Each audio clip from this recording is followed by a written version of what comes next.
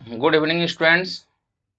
मैं अविनाश कुमार आपको मेरे ऑफिशियल यूट्यूब चैनल दृष्टि रांची पर स्वागत करता हूं। जैसा कि हम लोगों ने इंग्लिश टेस्ट सीरीज शुरू किया है इस चैनल पे, तो दो इंग्लिश टेस्ट सीरीज जो प्रीवियस ईयर के हैं विद एक्सप्लेनेशन ऑलरेडी इस चैनल के प्ले लिस्ट में अपलोडेड हैं।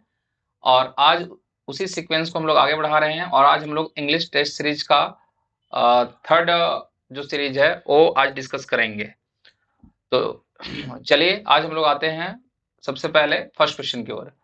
सी is blank space a peacock in the blue satin sari. देखिए इसमें जो कॉन्सेप्ट आया है वो सिमलिज का कॉन्सेप्ट यूज किया है। जो सिमलिज का कॉन्सेप्ट है और सिमलिज का कॉन्सेप्ट जब दो पर्सन प्लेस थिंग्स में सिमिलर क्वालिटी को बताना होता है तो उसके लिए हम लोग सिमलिज का यूज करते हैं।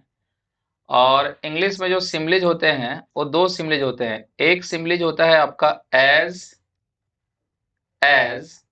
और एक सिमलिज होता है सो एज। इनको सिमलिज इसलिए कहा जाता है क्योंकि सिमिलर क्वालिटी के लाते हैं। सो एज जो सिमलिज है इसका यूज हम लोग जो है नेगेटिव सेंटेंस में करते हैं। नेगेटिव सेंटेंस में करते हैं। एज एज का यूज हम लोग नेगेटिव या पॉजिटिव किसी भी सेंटेंस में कर सकते हैं। तो हम बोल रहे हैं कि वह ब्लू सैटिन साड़ी में एकदम मोर के जैसी क्या है, सुंदर दिख रही है, सुंदर लग रही है। आपका सैटिन जो वर्ड आप देख रहे हैं यहाँ पे, सैटिन वर्ड यहाँ पे जो देख रहे हैं इसका मतलब होता है जो सिल्की क्लॉथ्स होता है, जो चमकदार कपड़ा होता है और बहुत स्मूथ कपड़ा होता है, उसी स्मूथ या ब्राइट क्लॉथ्स को ही सैटिन कहा जाता है। तो यहाँ सिमलिज का कॉन्सेप्ट है पीकॉक से मतलब ब्यूटी से इस वुमन या गर्ल की ब्यूटी को हम दिखाना चाह रहे हैं। तो इसका आंसर हो जाएगा क्या, as beautiful as, she is as beautiful as a peacock in the blue satin sari. Next question की ओर आते हैं हम लोग। Henry is so servile that other people take advantage of him. मतलब ये जो सर्वाइल वर्ड है ना वो सर्व से ही बना हुआ है। इसका रूट वर्ड है SERV। सर्व का मतलब ही होता है किसी की सेवा करना, इसी से नाउन तैयार होता है सर्विस। तो सर्वाइल का मतलब होता है चापलूसी या खुशामदी व्यक्ति, जिसको बहुत खुशामद पसंद है या जो चापलूसी करता है, फ्लैटरिंग करता है, उसको सर्वाइल कहा जाता है। तो ये बोल रहा है हेनरी इतना ज्यादा सर्वाइल है that other people take advantage of him, कि दूसरे लोग जो है उसका खूब फायदा उठाते हैं। तो इसका देखिए यहाँ पर डायरेक्शन में एंटोनिम मांगा है, ऑपोजिट वर्ड मांगा है। तो इसका ऑपोजिट क्या हो जाएगा, एरोगेंट। एरोगेंट का मतलब क्या होता है, एरोगेंट का मतलब घमंडी होता है। इसी के लिए वर्ड आ सकता है कॉन्सीटेड। ये सब वर्ड पर भी आप लोग थोड़ा सा नजर रखिए। इसी के लिए सिमिलर वर्ड क्या हो सकता है, कंसीटेड। या इसी के लिए वर्ड हो सकता है हॉटी, HAUGSTY। या इसी के लिए वर्ड हो सकता है आपका यहाँ पे ईगोटिस्ट। तो ये जो आप वर्ड देख रहे हैं, ईगोटिस्ट है, कंसीटेड है, हॉटी है, सब एरोगेंट के सिमिलर वर्ड ही हैं। तो एरोगेंट मतलब घमंडी होता है, तो ये आंसर हो जाएगा इसका।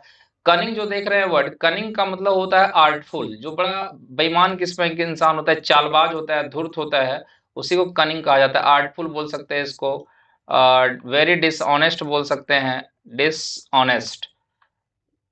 तो कनिंग तो आंसर होगा नहीं। और बिकरिंग जो है बिकर से ही बना हुआ वर्ड है। बिकर का मतलब होता है छोटे मोटे मुद्दों पर आर्ग्यू करना, to argue over trivial matters. To argue over trivial matter, छोटे मोटे बातों पर बहस करना, विवाद करना, है ना। तो इसको बिकरिंग कहा जाता है। और सिपिस का मतलब होता है कि फीलिंग ऑफ एम्बेरसमेंट, कोई शर्मिंदगी महसूस करना कि कुछ आपने आपका सिल्ली किया है, कुछ आपने मतलब गलतियां की है और उन गलतियों पर आप शर्मिंदा हैं। तो फीलिंग ऑफ एम्बेरसमेंट जो होता है उसी एम्बेरस्ड को, उस सिचुएशन को ही सिपिस कहा जाता है। तो इसका आंसर हमारा सर्वाइल का ऑपोजिट वर्ड क्या हो जाएगा, एरोगेंट। सर्वाइल का मतलब होता है किसी का चापलूसी करने वाला, और उसका जस्ट ऑपोजिट नहीं हो जाएगा जो घमंडी इंसान है, जो मतलब खुद एक हाइट पे रहता है। तो आंसर इसका फोर्थ हो जाएगा। थर्ड क्वेश्चन में हम लोग आते हैं। The Hunter dogs followed the hyenas. वो बोला शिकारी कुत्ते जो थे वो हाइना के किस चीज को फॉलो किए वो, तो हाइना का आपका जो है वो फॉलो किए किसको, सेंट को। ये तो वोकैब का वर्ड है, तो vocab का ये वर्ड है, तो आपका जो है इसका आंसर जो है सो क्या हो जाएगा, इसका आंसर थर्ड हो जाएगा। सेंट का मतलब ही होता है उस वहां से हिंट मिला, और सेंट का मतलब एक तरह से सुगंध होता है। तो हाइना का मतलब जो है हंटर डॉग थे, तो उनका उसके सेंट को फॉलो करते हुए नहीं होता है कि एक बॉडी से एक स्मेल आता है, तो वहां से पता चल जाता है कि कौन सा जानवर किधर गया है, किधर छुपा हुआ है। तो वो सेंट से जो है वहां तक शिकारी कुत्ते पहुंच गए। और बाकी ये जो सेंस है, सेंस तो ये वो जो फोर ऑप्शन है सेंस, तो सेंस का मतलब तो एक प्रकार का नहीं बोलते, उसके पास कोई कॉमन सेंस नहीं है, तो सेंस का मतलब एक प्रकार का समझ होता है। ठीक है, तो ये तो आंसर होगा नहीं, तो आंसर इसका थर्ड हो जाएगा, SCNT, सेंस। सेंट का मतलब सुगंध या अरोमा। नेक्स्ट क्वेश्चन की ओर आते हैं। और नेक्स्ट क्वेश्चन में बहुत अच्छा क्वेश्चन है, और एक नया इडियम्स देखने को मिल रहा होगा आपको भी, जो देखिए लिली लिवरेट। लिली लिवरेट का जो लिवरेट वर्ड है ना, इसका मतलब जिगर होता है। जिगर का मतलब नहीं बोलते हैं जो कलेजा है, उसके पास जिगरी आदमी मतलब बड़ा ब्रेव इंसान है।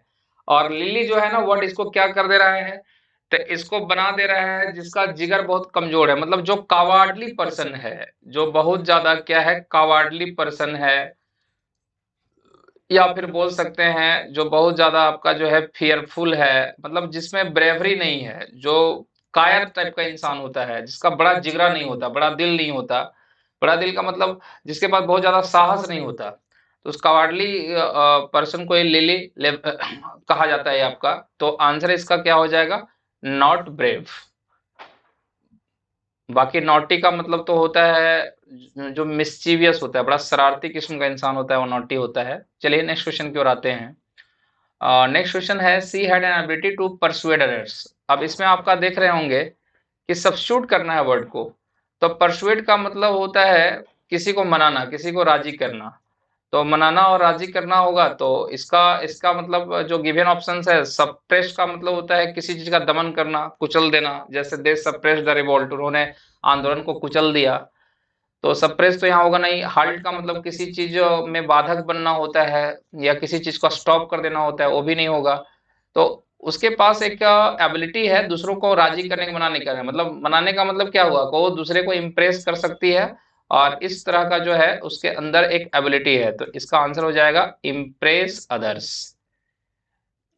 और आउटरेज जो है उसमें रूट वर्ड रेज है। रेज का मतलब होता है एग्रेशन, या रेज का मतलब होता है आपका रैथ, गुस्सा। तो आउटरेज का मतलब होता है किसी सिचुएशन को और ज्यादा खराब कर देना, मतलब जो है एक्सप्लोजन ऑफ एंगर, मतलब गुस्सा का विस्फोट हुआ, और गुस्सा के विस्फोट को क्या कहा जाता है, आउटरेज कहा जाता है। चलिए नेक्स्ट क्वेश्चन की ओर आते हैं। नंबर 6 क्वेश्चन जो है, इसमें भी देखिए कि आपका यहाँ पर भी एंटोनिम्स मांगा है आपको। हर dog can climb under the fence. तो अंडर का ये तो वेरी इजी क्वेश्चन है, अंडर का क्या होगा, ओवर हो जाएगा। तो आंसर में देखिए कि आपका जो है यहाँ पे नंबर 4 इसका,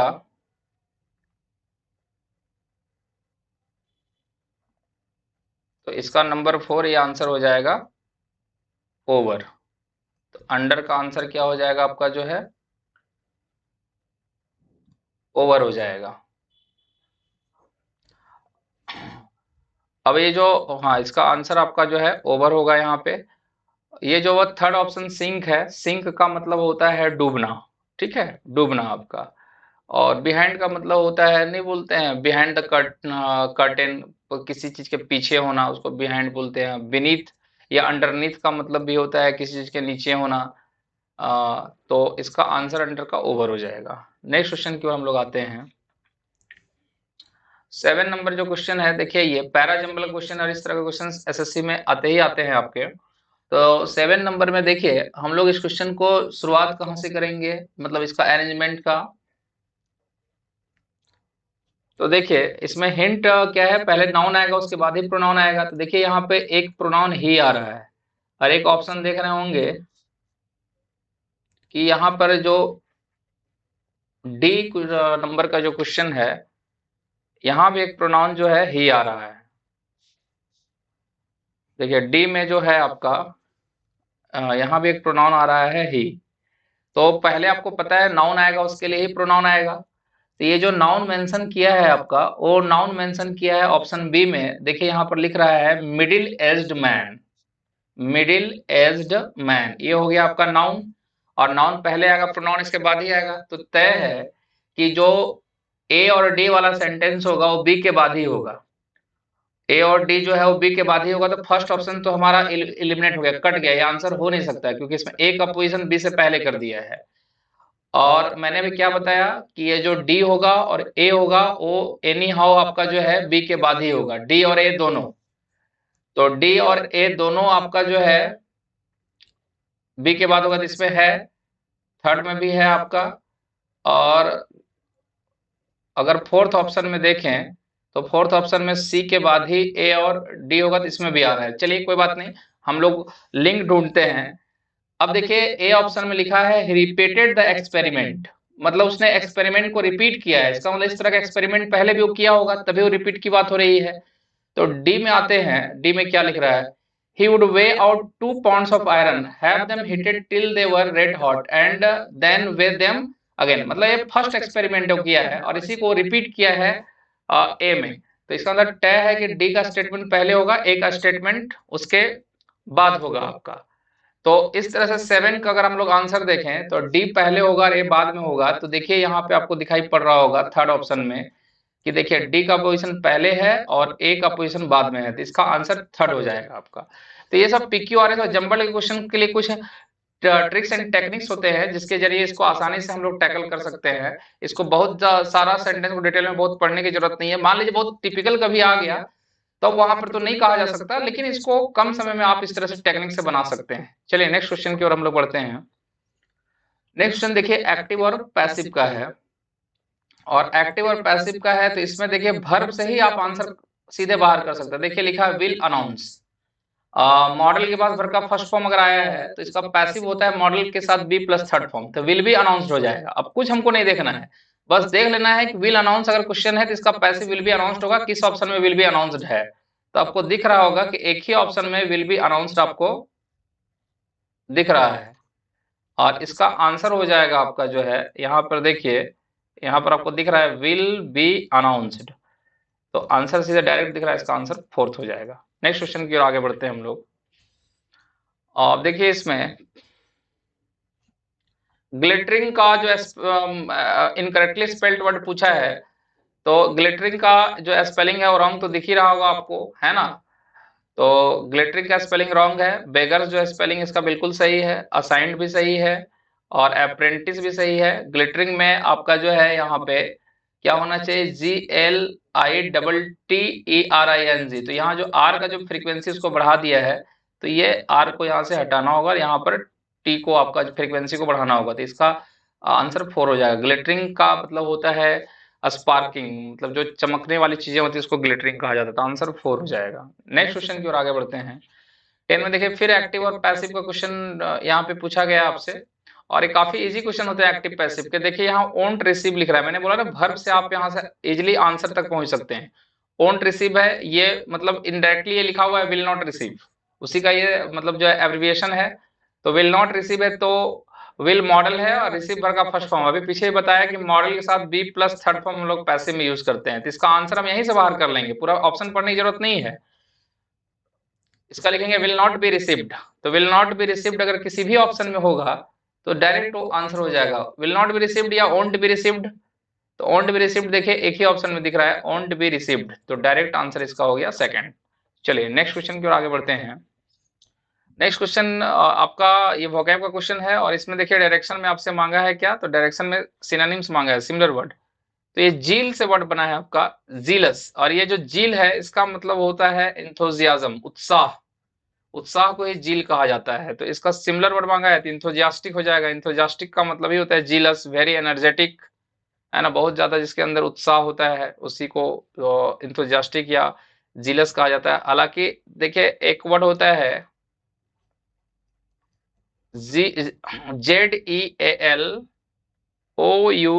जेलस। ये जेलस का मतलब होता है किसी से, मतलब क्या उसको बोल सकते हैं, fear of losing something that you have. अगर आपके पास कुछ है और उसको खोने का डर सता रहा है तो उसके लिए ये वर्ड आता है जो मैं स्क्रीन पे यहाँ लिखा हूँ, जेलस। लेकिन ये जीलस है, तो जीलस का मतलब होता है वेरी एनर्जेटिक, इंथुजियास्टिक। बाकी डिटैच्ड जो है ये अटैच्ड का जो है ऑपोजिट वर्ड है, अटैच्ड का डिटैच्ड, मतलब डिटैच्ड मतलब किसी चीज को सेपरेट कर देना, अलोन कर देना, आपका नेग्लेक्टेड एक तरह से हो गया मीनिंग इसका। इनडिफरेंट का मतलब होता है इंटरेस्टलेस या इमोशनलेस, जिसके पास किसी प्रकार का कोई ना इंटरेस्ट है ना इमोशन है, इसको उदासीन बोलते हैं हम लोग, वो इनडिफरेंट होता है। और एपेथेटिक का मतलब होता है विदाउट सेंटिमेंट्स और फीलिंग्स। ये जो पैथेटिक वर्ड है, पैथेटिक का मतलब होता है जिसके पास इमोशंस है, फीलिंग्स है। एपेथेटिक का मतलब होता है विदाउट एनी इमोशंस और फीलिंग्स। तो आंसर इसका फर्स्ट होगा। नेक्स्ट क्वेश्चन की ओर आते हैं हम लोग। ये वर्ड हमारा है फीबल, और बहुत अच्छा वर्ड है ये भी, फीबल। फीबल का मतलब होता है वेरी वीक, जो बहुत ज्यादा क्या है, आ, कमजोर है, उसको ही फीबल कहा जाता है। तो इसका सिमिलर वर्ड वीक दिख रहा है आपको, तो यही आंसर हो जाएगा। स्ट्रांग तो इसका तब होता है जब ऑपोजिट वर्ड मांगता, तो फीबल का ऑपोजिट स्ट्रांग जरूर हो जाता। और बैनफुल, बून और बैन सुने होंगे। बून का मतलब आपका नहीं बोलते साइंस के बारे में बोला जाता है, या बून है या बैन है। तो जो बून का ही ऑपोजिट वर्ड यहाँ पर बैन है, और बैनफुल का मतलब होता है, ये नेगेटिव वर्ड है, किसी चीज का डिसएडवांटेज को ही दिखाता है। क्योंकि बून का मतलब होता है एक प्रकार का हमारे लिए वरदान, और बैन का मतलब होता है श्राप आपका। तो बैनफुल का मतलब हो गया डिसएडवांटेज ऑफ समथिंग। अनहिडफुल जो है नॉट नोटिसिएबल के लिए वर्ड आता है। हिड जो वर्ड है इसमें है, इस रूट वर्ड है, इस हिड का मतलब होता है अटेंशन। मतलब पे हिट टू योर स्टडी बोलते हैं ना, मीन्स क्या, pay attention to your study. तो अनहेडफुल का मतलब क्या हुआ, जो है नॉट नोटिसिंग, जिस पर कोई नोटिस नहीं दिया गया, जिस पर कोई ध्यान नहीं दिया गया, वो अनहेडफुल है। चलिए नेक्स्ट क्वेश्चन की ओर आते हैं, 13 नंबर। ये भी वेरी इजी क्वेश्चन है, करेक्ट स्पेलिंग आपसे मांगा है। तो करेक्ट स्पेलिंग अगर आपसे मांगा है, तो एसोसिएशन का स्पेलिंग तो वेरी इजी क्वेश्चन है भी आपका। तो एसोसिएशन का स्पेलिंग क्या हो जाएगा, फर्स्ट ASSOCIATION। तो बाकी ऑप्शन देखने की भी जरूरत नहीं है, आंसर फर्स्ट हो जाएगा। चलिए नेक्स्ट क्वेश्चन की ओर आते हैं। 14 नंबर देखिए, अगेन ये जो है पैराजंबल का क्वेश्चन आ गया है PQRS फॉर्मेट में, और इसमें मैंने बोला है कि आपको जो है सो थोड़ा सा इसमें ट्रिक्स एंड टेक्निक से ही काम करना होगा, जल्दी बनाना है आपको। तो इसको अब देखिए, इसमें शुरुआत पहले कहाँ से होगा, तो यहाँ पर देखिए बात कर रहा है the top band is made of saffron which symbolise power and courage. तो यहाँ पर तो सीधे सीधे आपका जो है बोला है ऊपर का कलर है, तो जब तक इसका इंट्रोडक्शन नहीं होगा वो जो है, तब तक हम ए सेंटेंस को पहले कैसे रख सकते हैं। और फिर में भी देखिए, डी में भी देखिएगा लिखा है इट, तो इट भी प्रोनाउन है, तो प्रोनाउन है तो कोई ना कोई तो नाउन आया होगा जिसके लिए इट आ रहा होगा। इट फीचर्स 3 हॉरिजेंटल स्ट्रिप्स, इसका मतलब 3 हॉरिजेंटल स्ट्रिप्स की बात किया है, तो ये इट कोई ना कोई नाउन के लिए आ रहा होगा, नॉन लिविंग होगा। अरे ये इट किसके लिए आ रहा है, तो देखिए ये तिरंगा के लिए आ रहा है, आपका फ्लैग या तिरंगा के लिए। तो तय है कि बी वाला जो स्टेटमेंट है वो पहले ही होगा, उसके बाद ही डी होगा। तो बी के बाद ही आपका डी होगा, ठीक है। तो और बी के तुरंत बाद, मतलब सॉरी, हाँ बी मतलब जो डी आएगा वो बी के बाद ही पोजीशन लेकर के आएगा। तो अगर हम लोग देखें तो यहाँ पे आपका जो सेकंड में शुरुआत कर रहा है बी से, और शुरुआत बी से होना भी चाहिए, क्योंकि बी में ही नाउन को इंट्रोड्यूस किया है। तो थर्ड ऑप्शन कट गया, ये सी से स्टार्ट किया है, और फर्स्ट ऑप्शन भी कट गया, सी से स्टार्ट किया। अब सेकंड या फोर्थ में एक आंसर हो जाएगा।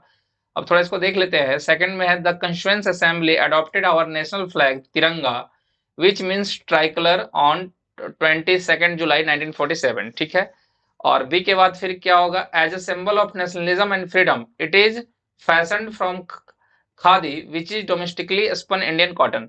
तो ये देखिए बी में बात किया है तिरंगा का, और यहाँ पर देखिए इसी का बात किया है फैशन फ्रॉम खादी। खादी से इसको एक तरह से तैयार किया गया, मतलब एक राष्ट्रवाद के प्रतीक के रूप में, नेशनलिज्म के सिंबल के रूप में। तो तय है कि बी के बाद हमारा आंसर क्या हो जाएगा, बी के बाद कौन सा स्टेटमेंट आएगा, सी आएगा। और सी के बाद देखिए इट फीचर्स 3 हॉरिजेंटल स्ट्रिप्स, ये तिरंगा के फीचर की बात किया है। और उसके बाद फिर देखिए ए हो जाएगा the top band is made of saffron which symbolise power and courage. तो आंसर इसका हो जाएगा सेकंड। चलिए नेक्स्ट क्वेश्चन की ओर आते हैं। 15 नंबर में, Pooja tried to explain the problem but soon she tied herself up in knots. तो ये जो है ना एक इडियम्स है, और tie someone up in knots का मतलब होता है कि नॉट का मतलब गांठ होता है। गांठ में अगर आप जो है सो उलझ गए, बंध गए, इसका मतलब चीजें स्मूथ नहीं चल रही है। जैसे मानिए ना रस्सी है, रस्सी में अचानक से गांठ आ गया, इसका मतलब गांठ को खोलने में वक्त लग जाता है, कैसे गांठ खुलेगा या फिर नहीं खुलेगा, इसको लेके बहुत डिलेमा या कंफ्यूजन होता है। तो tie someone up in knots का मतलब ये होता है become very confused, become very perplexed, become very baffled, चकरा जाना, कंफ्यूज हो जाना। तो इसके सेकंड ऑप्शन मैच कर रहा है। बिकम, देखिए यहाँ वेरी कंफ्यूज दिया है। When you are trying to explain something, जब आप कुछ एक्सप्लेन करने का प्रयास कर रहे हैं उस समय कंफ्यूजन की स्थिति आ जाती है, तो उसी को बोला जाता है टाई अप इन नॉट्स। चलिए नेक्स्ट क्वेश्चन की ओर आते हैं। We must remember that what we teach our children is what we inculcate in them। बोले हम लोगों को याद रखना चाहिए कि हम लोग बच्चों को जो पढ़ाते हैं वो ये होता है कि हम उनको उनके दिमाग में क्या बिठा पाते हैं। इनकलकेट जो वर्ड है इसका मतलब होता है इनफिक्स, किसी के दिमाग में सेट कर देना। इम्प्लांट मतलब कोई चीज को किसी के दिमाग में प्लांट कर देना, जैसे पौधा होता है ना, तो पौधा को कहीं प्लांट किया जाता है। तो इम्प्लांट का मतलब होता है किसी के दिमाग में एकदम किसी चीज को एकदम घुसा देना, किसी के दिमाग में उस चीज को बिठा देना। तो इनकलकेट का सिमिलर वर्ड यहाँ पर चाहिए हम लोग को, तो इंस्टिल हो जाएगा। इंस्टिल का मतलब ये होता है किसी के दिमाग में कोई चीज को मतलब इनफिक्स कर देना, वहां तक उसके दिमाग में उस चीज को पहुंचा देना। और ट्रू एजुकेशन या एक्चुअल एजुकेशन ये है ही कि टीचर जो एक्सप्लेन कर रहे हैं वो सामने वाले के दिमाग में पूरी तरह से इनफिक्स हो जाना चाहिए जा करके। तो आंसर इसका इंस्टिल हो जाएगा। इंपोर्ट का मतलब तो एक्सपोर्ट का ऑपोजिट वर्ड इंपोर्ट है। इंपोर्ट का मतलब टू बाई समथिंग, किसी को खरीदना होता है दूसरे कंट्री वगैरह से, ठीक है।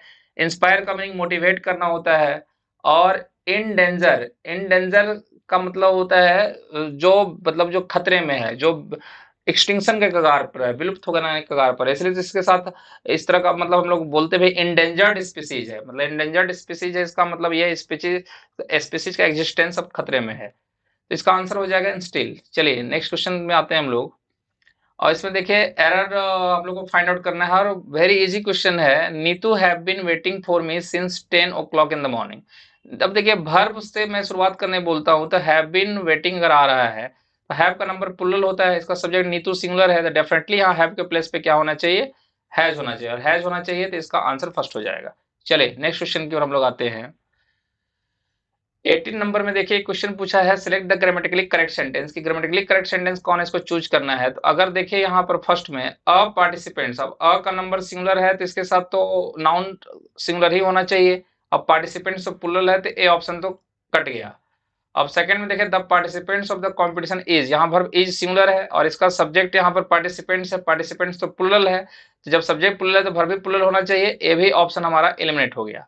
थर्ड में आते हैं the participants of the competition और waiting for their turn curiously. अब ये जो है यही बिल्कुल सही आंसर है। फोर्थ में देखिए the participants of the competition has been, अब हैज वर्ब का नंबर सिंगुलर है और इसका सब्जेक्ट पार्टिसिपेंट्स है, पार्टिसिपेंट प्लुरल है, तो यहाँ तो फिर हैव होना चाहिए था, तो ये ऑप्शन भी कट गया। आंसर इसका हो जाएगा थर्ड। चलिए नेक्स्ट क्वेश्चन हम लोग का 19 नंबर है। और 19 फिर से आपका जो है अरेंजमेंट का क्वेश्चन है। और अरेंजमेंट के क्वेश्चन का देखिए पेपर में वेटेज बढ़ा रहा है, इसलिए आप लोग को बोला जाता है रीडिंग स्किल को स्मूथ बनाइए और थोड़ा सा ट्रिक्स एंड टेक्निक्स का भी यूज कीजिए। इस तरह के क्वेश्चंस को बनाने के लिए समय आपका जो है थोड़ा सा सेव होगा। अब देखिए इसमें आपका एक प्रकार का आयरन को कैसे मेल्ट किया जाता है और उसको किस तरह उसका क्या हमारे कंट्री में एक हिस्ट्री रहा है आयरन मेल्टिंग का, उसी के बारे में ये पैराग्राफ को लिखा है। तो इसमें देखिएगा कि सी ऑप्शन में बट लगाया है, तो बट लगाया है तो कॉन्ट्रास्ट है, तो ये तो सी से सेंटेंस तो कभी शुरू हो ही नहीं सकता, तो ये फोर्थ ऑप्शन तो एलिमिनेट ऐसे ही हो गया। अब यहाँ पर लिख रहा है फर्स्ट में in Bihar and central India in particular every district had a smelter that used local deposit of ore to produce iron, which was widely used for the manufacture of implements and tools of daily use। में ये लिख रहा है। और आपका यहाँ पे जब तक हम आयरन स्मेल्टिंग के बारे में इंट्रोडक्शन नहीं देंगे तो किसी एरिया की बात हम कर नहीं सकते कि बिहार और सेंट्रल इंडिया में ऐसा होता था। तो यहाँ पर देखिए अगर डी ऑप्शन में देख रहे होंगे production of would steel required a highly specialised technique of refining iron, तो डी सेंटेंस फर्स्ट हो सकता है। और बी जो ऑप्शन है the smelting was done by men while women worked on the bellow pumping air that kept the charcoal burning. तो smelting was done ये जो लिखा है तो पहले स्मेल्टिंग का इंट्रोडक्शन होना चाहिए आपका। तो यहाँ पर क्या लिखा है production of steel required a highly specialised technique, refine करने के लिए उसको एक स्पेशलाइज्ड टेक्निक की जरूरत होती है। तो ये इसका जो फर्स्ट सेंटेंस होगा फर्स्ट सेंटेंस डी हो जाएगा। और डी होगा तो मुझे लगता है एक ही ऑप्शन है, ए भी कट गया है और सी भी कट गया है, तो आंसर तो डी हो ही गया आपका, मतलब सेकंड हो गया, डी से स्टार्ट करेंगे। डी, और इसको आप मैच भी कर सकते हैं, production of would steel required a highly specialised technique of refining iron. अब इसके बाद देखिए C, but iron smelting in India was extremely common till the end of the 19th century. तो यहाँ पर देखिए आपका स्टील प्रोडक्शन की बात किया है और यहाँ पर आयरन स्मेल्ट का बात किया है, तो डी और सी सेंटेंस का एक कनेक्शन भी मिल रहा है कि ये बहुत पहले से प्रचलन में रहा है हमारे देश में, 19th सेंचुरी से ही प्रचलन में रहा है। उसके बाद ए में देखिए, in Bihar in central India in particular every district had smelter that used local deposits of ore to produce iron which was widely used for the manufacture of implements and tools of daily use। ये हो गया। उसके बाद हो जाएगा B, the smelting was done by men while women worked on below pumping air। below का मतलब होता है जो एक हॉकनी होता है, एक पाइप टाइप का होता है, होलो पाइप होता है, जिससे हम लोग एयर को सप्लाई करते हैं, आग को मतलब जो है सो तेज करने के लिए, तो उसको बिलो कहा जाता है। तो इसका आंसर हो जाएगा सेकंड। चलिए लास्ट क्वेश्चन जो आज के सेशन का है हम लोग का, a thing fit to it, कि ऐसा चीज जो खाने के लिए एकदम फिट है, खाने के लिए सुटेबल है, तो उसको क्या बोलते हैं? एडिबल। देखते होंगे कि मस्टर्ड ऑयल जो होता है, सरसों का तेल होता है, उसका जो पैकेजिंग होता है उस पर भी लिखा रहता है एडिबल ऑयल। एडिबल ऑयल का मतलब एक खाने योग्य तेल है, तो आंसर इसका एडिबल हो जाएगा। एलिजिबल का मतलब तो होता है एलिजिबल कैंडिडेट्स है। एलिजिबल कैंडिडेट्स है मतलब उसके पास रिक्वायर्ड मतलब क्या बोल सकते हैं, उसके पास रिक्वायर्ड जो स्किल है या उसके पास रिक्वायर्ड जो एलिजिबिलिटी है वो। तो एलिजिबल का मतलब होता है योग्य। क्यूरेबल का मतलब that can be cured, curable disease है मतलब इसका उपचार हो सकता है। डाइजेस्टिबल का मतलब होता है दैट कैन बी डाइजेस्टेड, जिसको जिसका पाचन हो सकता है, तो इसका आंसर हो जाएगा फोर्थ। तो चलिए आज के सेशन का में 20 क्वेश्चन हमने डिस्कस किया, और ये ऑलरेडी 2023 के पेपर में पूछे हुए क्वेश्चंस हैं, टायर 2 के एसएससी के पेपर से उठाए गए सारे क्वेश्चंस हैं। आप सारा वीडियो का जो है सो इसको बिना स्किप किए हुए थॉरोली देखिए, बहुत बेनिफिट मिलेगा आपको यहाँ से। और हम लोग इस चैनल पे जब सीरीज शुरू कर चुके हैं तो ये कंटिन्यू ही रहेगा। अ, और लास्ट में मैं ये कहना चाहूंगा आपसे कि ज्यादा से ज्यादा अपने दोस्तों के बीच ये चैनल को आप जो है सो शेयर कीजिए, और कुछ भी अगर आपका प्रीशियस एडवाइस हो तो उसको कमेंट सेक्शन में आप लिखिए, उस पर जरूर हम लोग काम करेंगे। चलिए तो आज के लिए सभी को bye bye, thank you, good night.